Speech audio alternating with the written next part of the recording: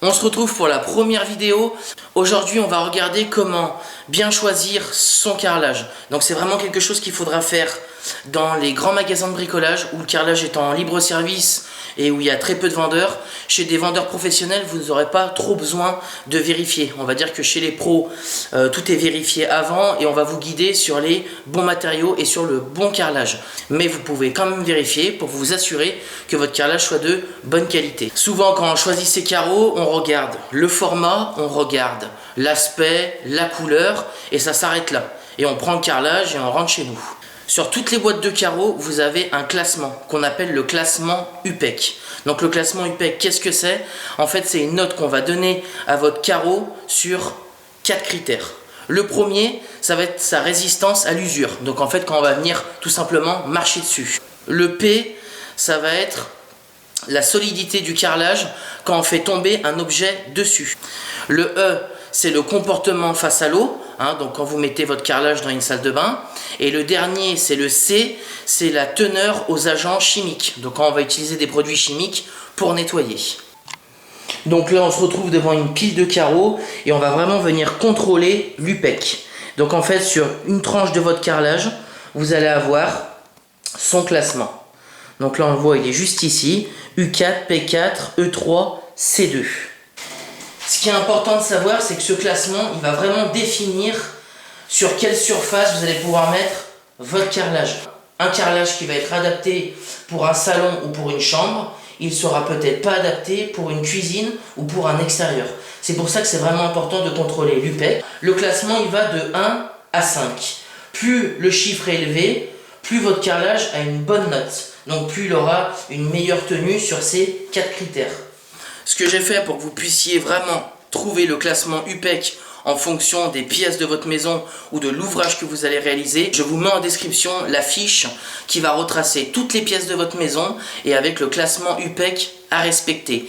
Et pour ceux qui voudraient vraiment avoir encore plus de détails sur vraiment de l'usage professionnel, donc si on doit carreler une cuisine pro, si on doit carreler par exemple un aéroport, un entrepôt, et ben je vous mets aussi la fiche technique en description avec tous ces lieux pour que vous puissiez vraiment choisir le carreau avec l'UPEC le plus favorable.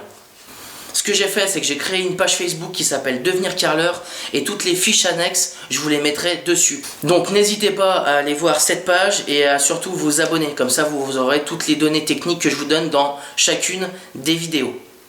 Dernier point important, une fois que vous avez respecté votre classement UPEC en fonction de votre pièce, il y a 2 dernières choses à regarder sur votre carrelage, c'est faire le test de l'assiette et le test de la pige. Donc c'est quelque chose que vous pourrez faire facilement dans un magasin en récupérant une règle en alu. Donc vous récupérez une règle en alu dans un rayon ou un niveau pour faire le test de la pige et je vais vous montrer le test de l'assiette. Le test de l'assiette, il sera vraiment important à faire pour tout ce qui est carreaux rectangulaires, puisqu'en fait à la cuisson, les carreaux ils ont tendance à gonfler, ne plus être plans à la perfection. Allez, je vous montre. Donc le premier test, ça va être le test de l'assiette. Vous prenez un carreau, donc là c'est des carrés mais ça sera vraiment à faire sur le rectangulaire, et vous en prenez un deuxième. Vous le posez dessus, comme ça, et le but ça va être d'appuyer de côté sur les côtés.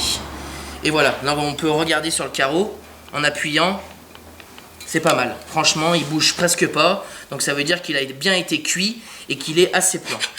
Une fois que vous avez contrôlé ça, la dernière chose c'est le test de la pige. Donc une fois que vous aurez récupéré la règle ou le niveau, on va venir aligner les carreaux sur la règle. Donc vous venez aligner vos carreaux. Et ce qui va être important de regarder, une fois que vous avez bien aligné vos carreaux, c'est que ici, on soit bien aligné sur les bords et qu'on n'ait pas de dépassement. Voilà. Si votre pige elle est mauvaise, vous allez avoir des décalages sur les carreaux et quand vous allez poser vos carreaux, c'est là que vous allez rencontrer des problèmes. Soit vos joints vont s'ouvrir, soit ils vont se fermer. Voilà, je vous ai rapproché pour que vous voyez vraiment. Donc l'idée c'est vraiment de bien les aligner. Et voilà, ce qui est important de regarder, c'est vraiment ici, qu'on soit le plus à fleur possible. Là vous voyez, je ne sais pas si vous arrivez à voir, on a un léger décalage ici, juste à cet endroit-là, mais c'est vraiment infime. Mais bon, dans l'ensemble, c'est pas mal. Voilà, bah écoutez, je pense qu'on a vraiment vu la première étape pour bien choisir votre carrelage. N'hésitez pas à partager un maximum cette vidéo pour toutes les personnes qui voudraient entreprendre un chantier en carrelage et qui est débutant. Et nous, on se retrouve samedi prochain à 8 h pour une nouvelle vidéo.